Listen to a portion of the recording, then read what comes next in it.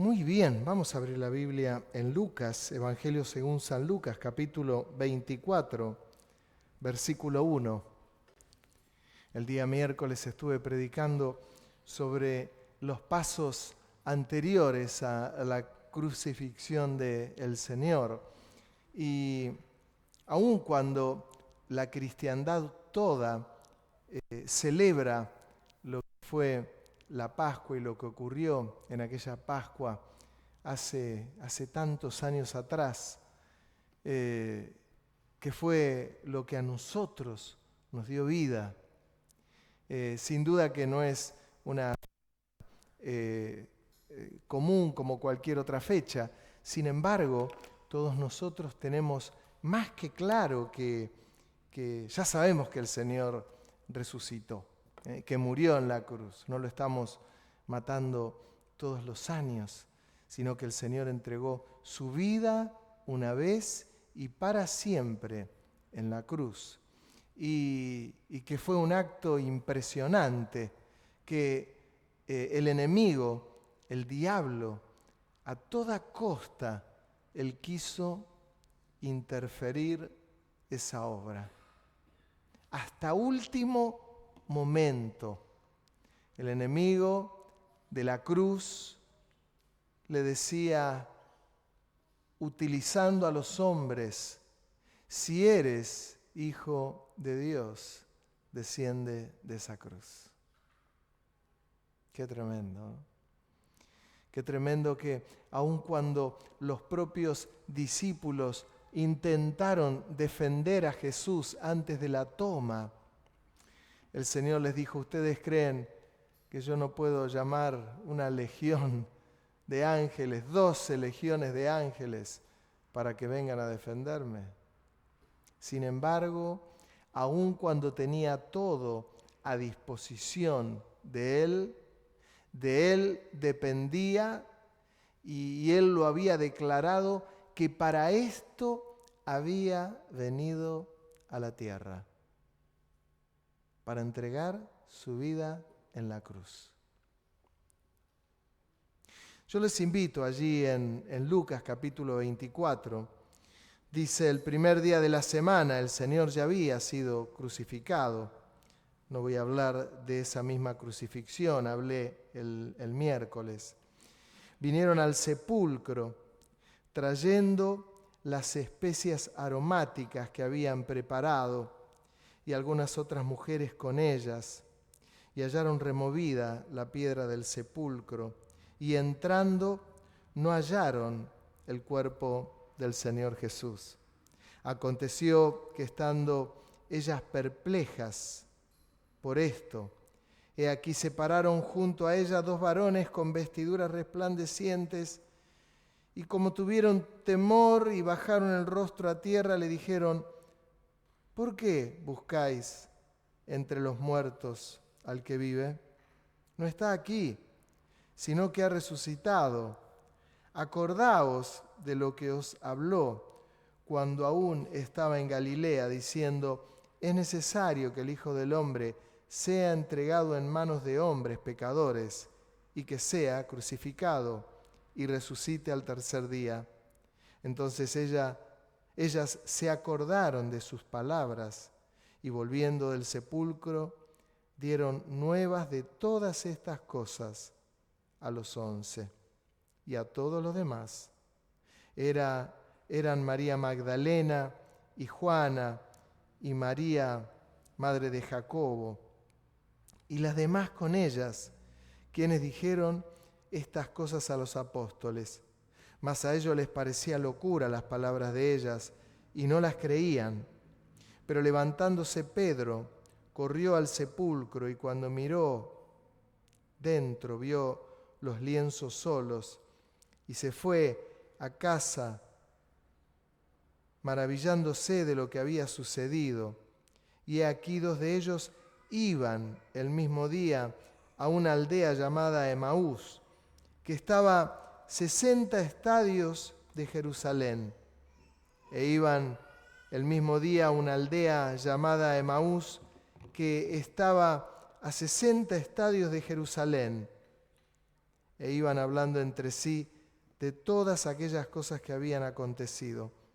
Sucedió que mientras hablaban y discutían entre sí, Jesús mismo se acercó y caminaba con ellos, mas los ojos de ellos estaban velados para que no les conociesen. Y les dijo: ¿qué pláticas, qué conversación son estas que tienen entre vosotros mientras camináis? ¿Y por qué estáis tristes? Respondiendo uno de ellos, que se llamaba Cleofas, le dijo: ¿eres tú el único forastero en Jerusalén que no has sabido las cosas que en ellas han acontecido en estos días? Entonces él les dijo: ¿qué cosas? Y ellos le dijeron: de Jesús Nazareno, que fue varón profeta, poderoso,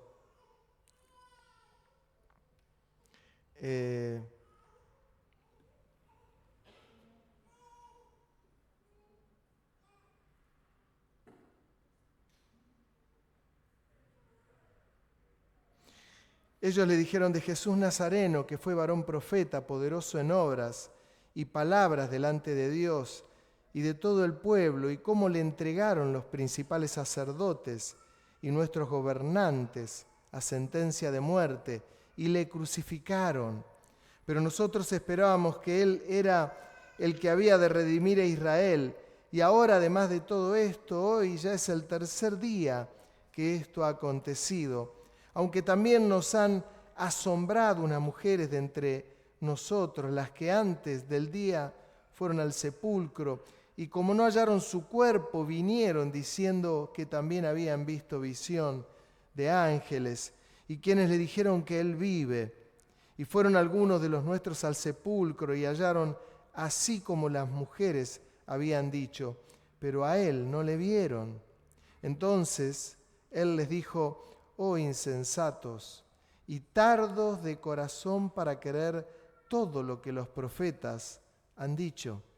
¿No era necesario que el Cristo padeciese estas cosas y que entregara y que entrara en su gloria? Y comenzando desde Moisés y siguiendo por todos los profetas, les declaraba en todas las Escrituras lo que de él decían. Llegaron a la aldea a donde iban, y él hizo como que iba más adelante, más lejos. Mas ellos le obligaron a quedarse, diciendo: quédate con nosotros, porque se hace tarde y el día ya ha declinado.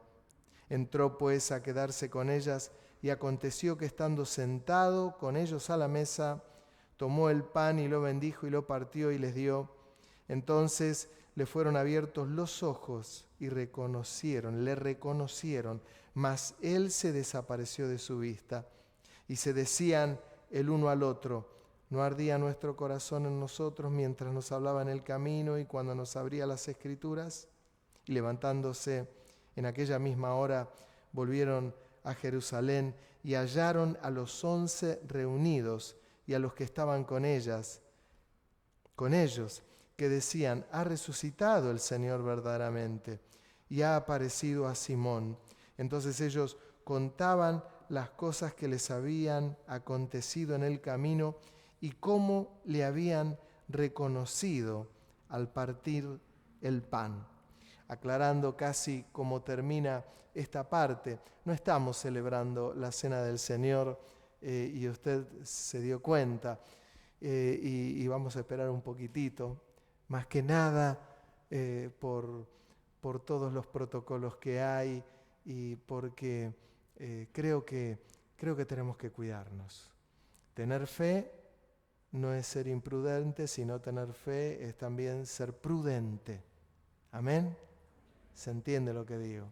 Pero este es un texto que tiene tanta relación con lo que está ocurriendo justamente en un día como este, donde hay mujeres que preparan perfumes para ir al sepulcro del Señor. Cuando uno lee esto y lo traslada a un presente, tiene una profunda similitud. Aquellas mujeres llevaron perfumes y ungüentos para ir al sepulcro, que era la costumbre, pero era algo muy especial porque el que había muerto en una cruz era el maestro de ellos, el que habían reconocido que era el Hijo de Dios. Aquellas mujeres llevan aquel perfume y tiene una connotación muy especial porque se encontraron el sepulcro vacío. Pero es que el Señor ya le habían derramado ese ungüento y ese perfume de alto precio, pero se lo hicieron al Señor en vida. En vida. Aquella mujer que entró con el perfume de alabastro de un precio altísimo y lo derramó sobre él. Y Judas dijo: pero qué desperdicio, no se podría haber vendido este perfume y haber dado a los pobres.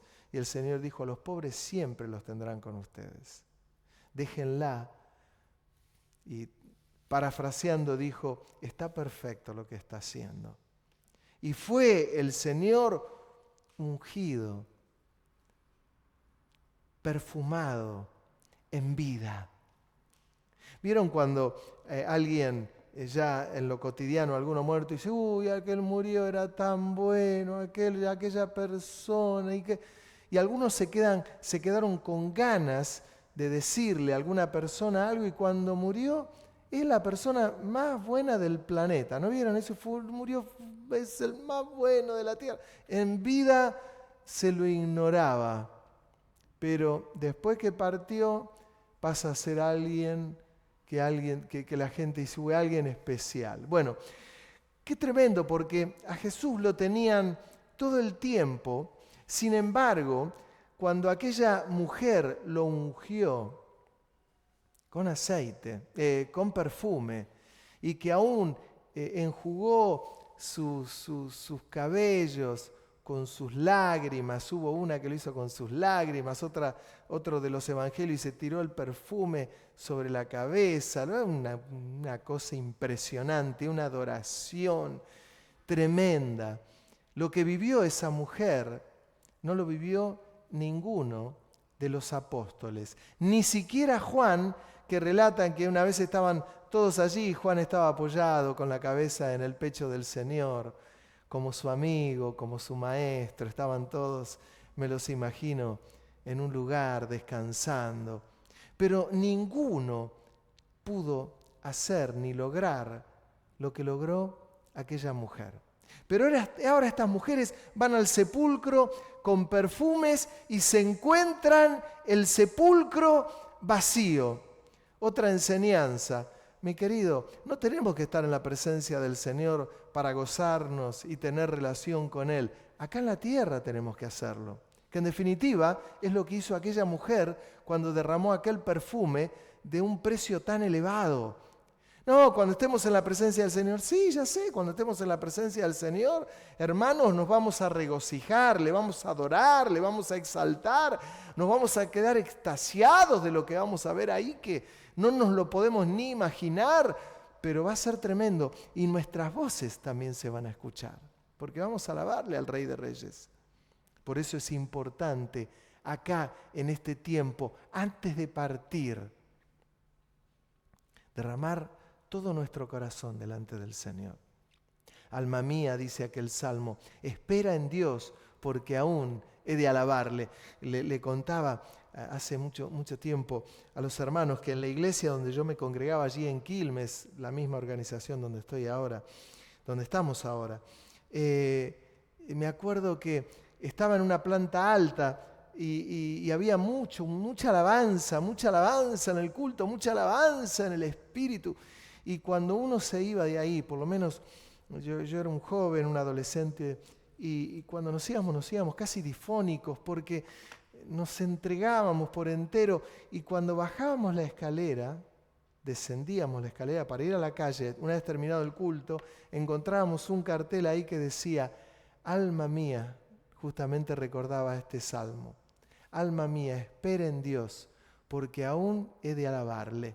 Quería decir que si yo creía que le había dado todo, todavía tengo que esperar porque todavía tengo más para darle. Tengo más, porque Él es digno de gloria.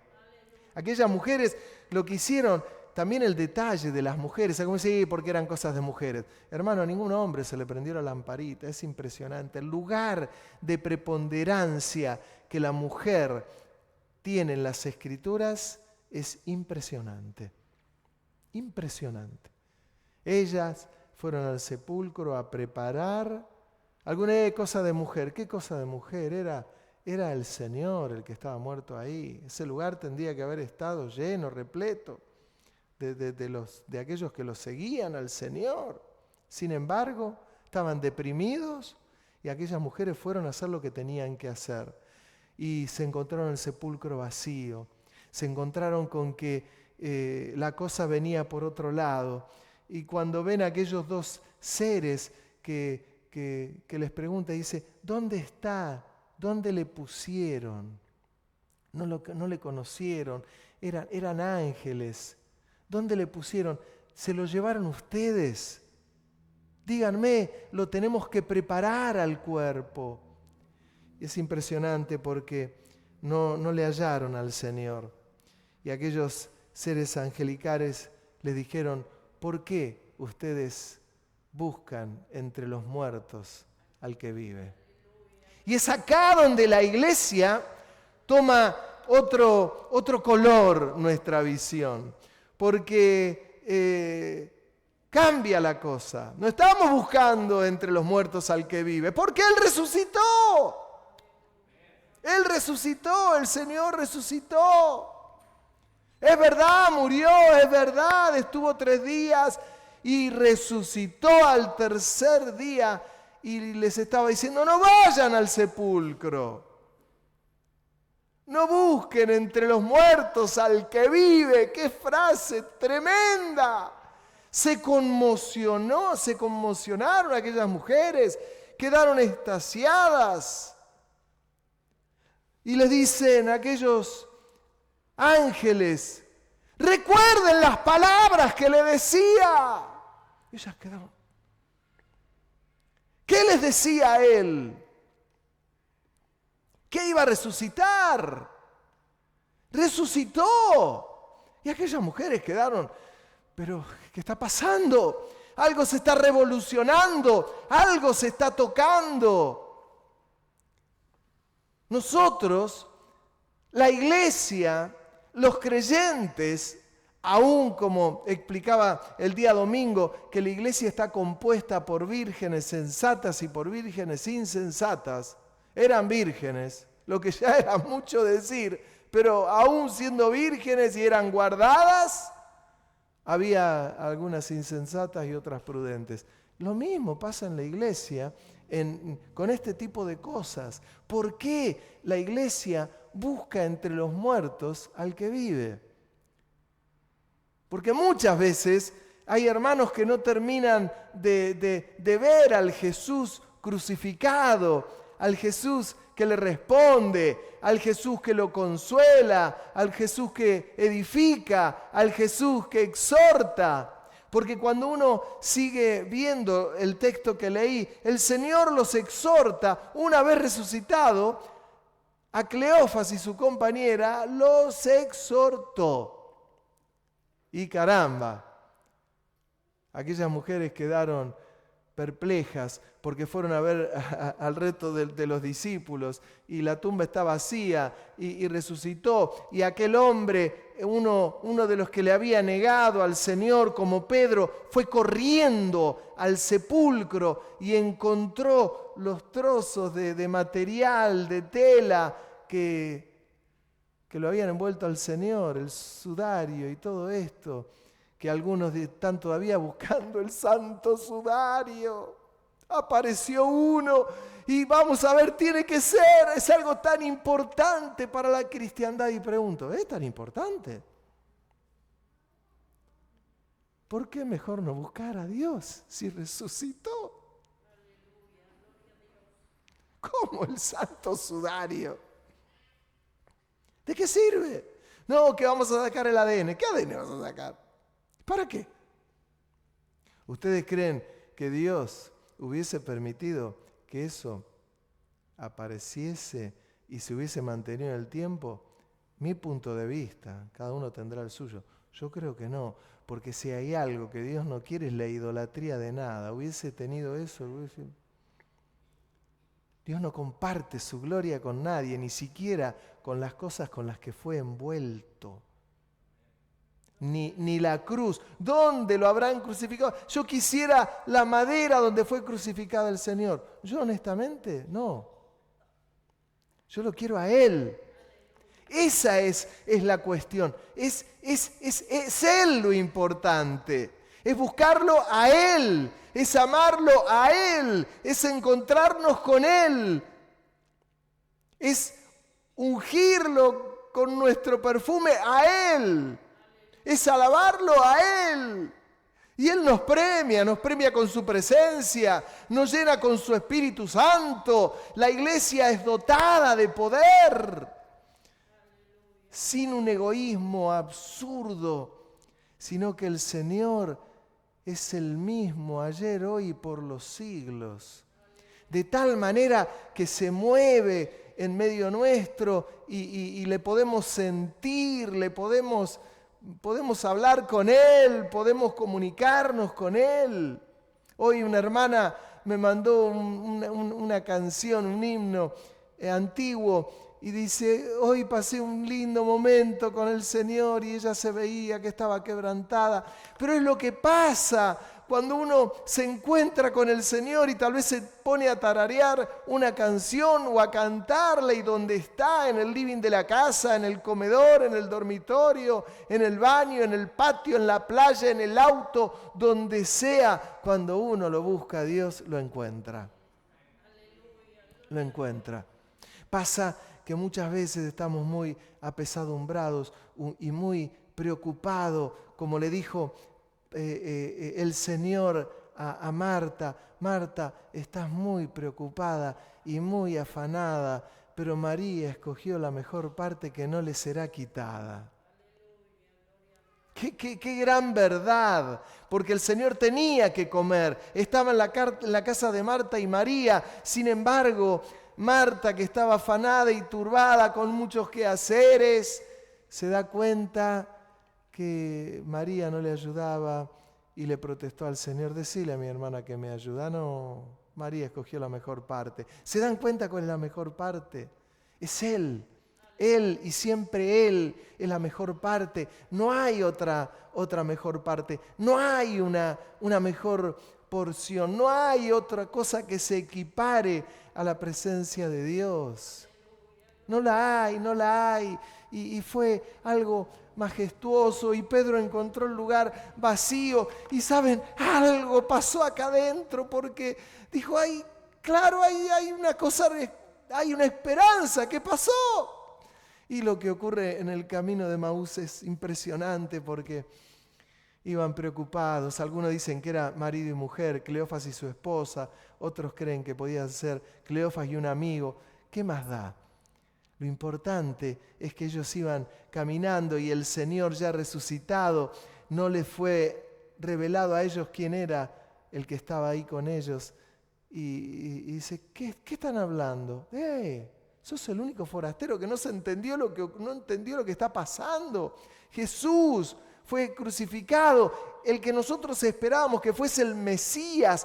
Claro, saben que algunos de los judíos en realidad, que todavía están esperando al Mesías, ellos esperaban a un Mesías que los elevara como nación, como potencia.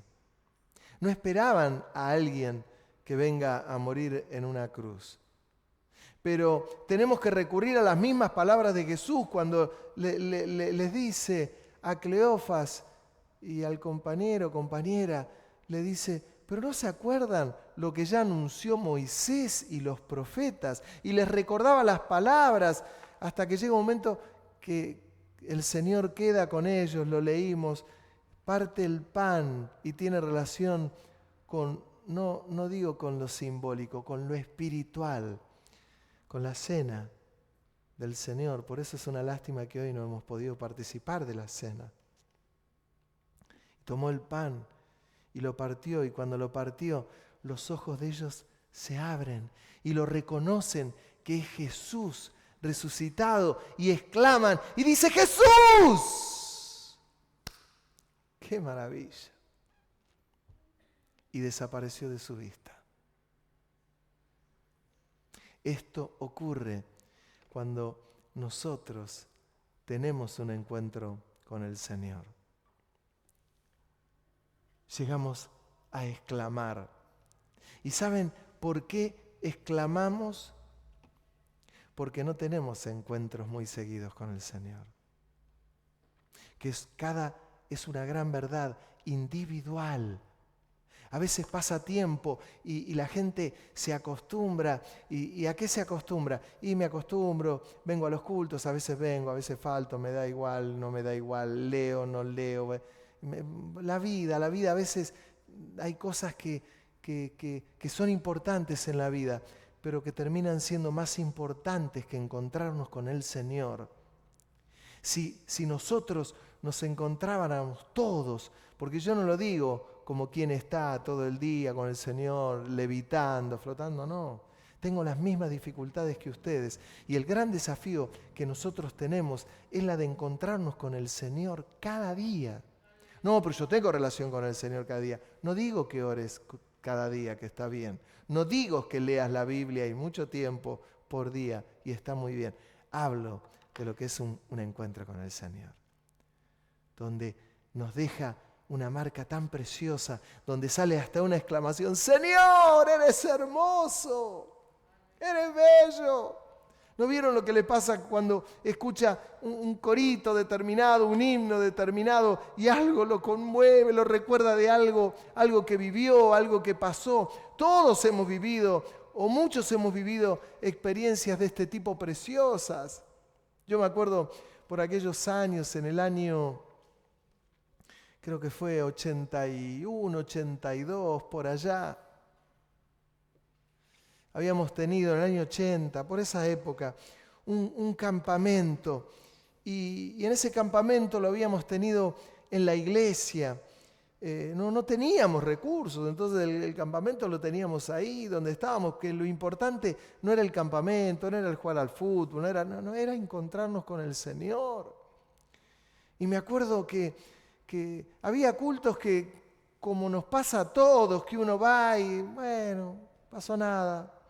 Pero había cultos donde te encontrabas con el Señor, y cuando te encontrabas con el Señor te partía el corazón. ¿Qué es lo que tiene que pasar? Me acuerdo que había salido una canción nueva, un corito nuevo, que decía: tú eres perla preciosa, Señor, que con tus lazos de amor has llegado hasta mí. Dejarte yo no podría jamás. Tú me has atado al altar de tu amor. Y me acuerdo que, no sé si todos percibieron lo mismo, pero algunos percibimos que la presencia del Señor cayó así. Y no nos podíamos levantar del piso. No nos podíamos levantar del piso. El lugar quedó repleto de lágrimas. Y alguno dirá: lágrimas de rencor, no. Lágrimas de dolor, no. Lágrimas de arrepentimiento, no. Lágrimas de amor. Eran lágrimas de amor. Yo había encontrado la perla de gran precio. Y alguno me dirá: pero ahí recibiste al Señor. No, mucho tiempo antes. Pero ese día no fue un día normal. Fue un día espiritual. Y otros se habían ido del culto ese como si nada. Yo no me podía levantar. Tú eres perla preciosa, Señor, que con tus lazos de amor has llegado hasta mí. Y ahí experimenté lo que cantábamos, porque decíamos, dejarte yo no podría jamás. Tú me has atado al altar de tu amor. Hoy le explicaba, hoy hablaba con Johnny y María, algunas cosas que son tan importantes en el culto. Un culto no es algo para traerlo organizado en mi casa, entonces el que está dirigiendo ya sabe qué canción va a cantar, A, B, C, listo, ya está, cumplí. No, a veces el Señor te rompe todo el cronograma porque tiene otros planes el Señor. Y ¿saben? Eso es maravilloso. Porque no es el plan de Abel o de Johnny, de Isaías, de María, de Carla, de Martín, de Germán, de Jessica, de Víctor. Es el plan del Señor. Y Él viene y te hace así, y cae como quiere. Y te desarma. Es lo que le pasó a Cleofas. Es lo que le pasó a María y a Juana y a las otras mujeres. Nos dijo que resucitó. Y aquellos ángeles que dicen, ¿por qué buscan entre los muertos al que vive? Porque el Señor no tiene nada que ver con el sepulcro. Él pasó por el sepulcro porque fue depositado, pero al tercer día resucitó. Estuvo 3 días allí. Y resucitó. En la iglesia viviendo el Evangelio de otra manera. Por eso el Evangelio son las buenas nuevas de salvación, porque tiene la misma fuerza. El Evangelio de aquellos años hasta ahora tiene la misma fuerza que la iglesia de Hechos de los Apóstoles. Por eso cuando alguno dice, no, pero es que la iglesia, yo quiero la iglesia de Hechos de los Apóstoles, tengo una buena noticia para darle. La iglesia actual, de acuerdo a las Escrituras, está mejor todavía que la de Hechos de los Apóstoles. No puede ser, sí, porque la iglesia va de gloria en gloria. Y el Señor es el mismo, ayer, hoy y por los siglos. Claro que me apasiona el libro de Hechos de los Apóstoles. Lo estoy diciendo esto último con fe. Con fe. Mi querido hermano, sabiendo y creyendo que el Señor ha resucitado, que como dicen los ateos en aquella corriente, no, Dios se murió. Dios no existe. Y tantas pavadas más. Que el hombre descendió del mono y tantas barbaridades más. ¿Saben? Hay una buena noticia. Y la buena noticia es que Dios quiere ese encuentro con nosotros. Que quiere eso precioso. Que Él es la perla preciosa. Ya lo dijo Él mismo, que el reino de los cielos es como aquel hombre que encontró la perla de gran precio y que vendió todo. Qué tremendo. O aquel que encontró el tesoro escondido y vendió todo lo que tenía y compró el campo. ¿Y cómo no vas a comprar el campo si tenía el tesoro? Nosotros hemos encontrado ese tesoro. Hay muchas experiencias que uno ha tenido, pero la iglesia va de gloria en gloria. Y lo que el Señor nos ofrece siempre es un encuentro cada vez más íntimo, más personal, más glorioso, que a la vez tiene que producir en la iglesia y en los hermanos no esa altivez arrogante, absurda, al contrario, nos tiene que hacer cada vez más chiquititos, más humildes, porque la gloria del Señor te lleva a darte cuenta que no somos nada, que Él es todo, que sin Él no somos nada. Pero con Él somos todo y todo lo que somos tiene relación con cosas buenas, con la sencillez, con la humildad. Que sin esas cosas, sin eso no podemos hacer nada. Sin eso no somos absolutamente nada. ¿Sabe? Hay dentro de la cristiandad algunos que festejan esto y ponen la cruz y hacen el Vía Crucis y está bien como un espectáculo. Si quiere está bien, pero les quiero decir algo que ustedes lo saben. El Señor ha resucitado y está en nuestros corazones. El sello del Espíritu Santo marca algo especial en nosotros.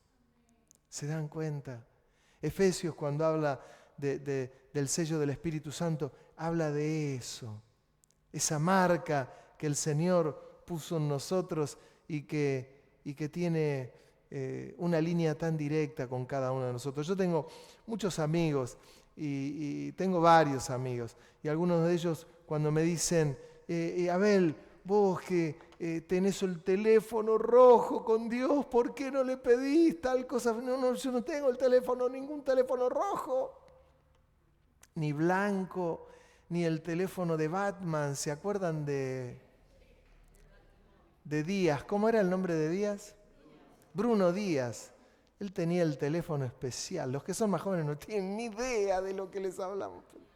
Se perdieron un capítulo de su vida tan importante, pero no tenemos ningún teléfono rojo, ningún teléfono blanco, ningún teléfono negro. Tenemos la misma posibilidad de comunicarnos con el Señor como cualquier otro.